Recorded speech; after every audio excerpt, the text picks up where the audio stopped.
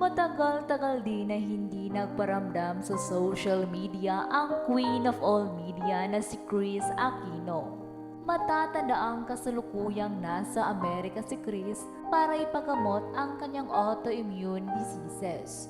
Hindi may kakaila na mas advanced ang healthcare system ng Amerika kaysa sa Pilipinas. Kaya naman minabuti niyang doon na magpagamot. Ngunit patuloy na nagbibigay ng update si Kris sa pamamagitan ng kanyang Instagram account. Gayunpaman, marami ang nabahala dahil nitong Pasko at Bagong Taon ay hindi nagparamdam si Kris sa kanyang Instagram account.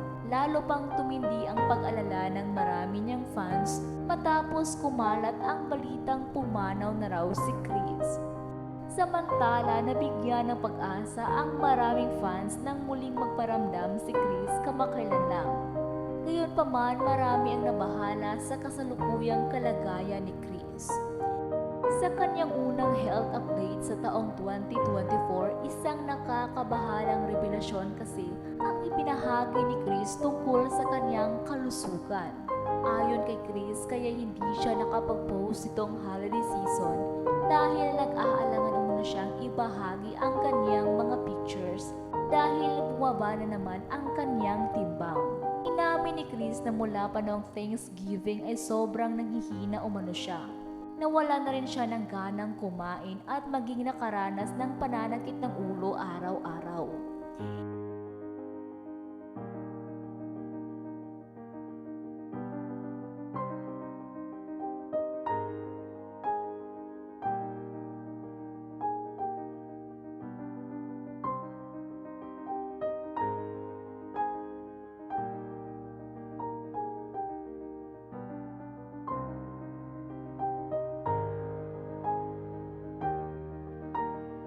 Ibinunyag din ni Kris na iyak umano siya ng iyak matapos malaman ang resulta ng kanyang blood panel.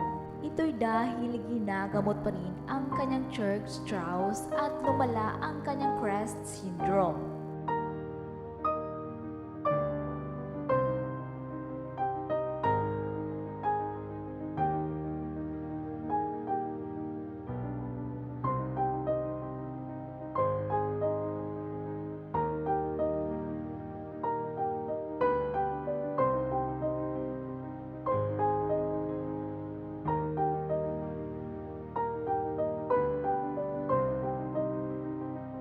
At inamin na nga ni Kris na lalong naging mas komplikado ang kanyang kalagayan matapos nilang matuklasan na posibleng nadagdagan ang kanyang sakit dahil maaaring nasa initial stage na siya ng lupus.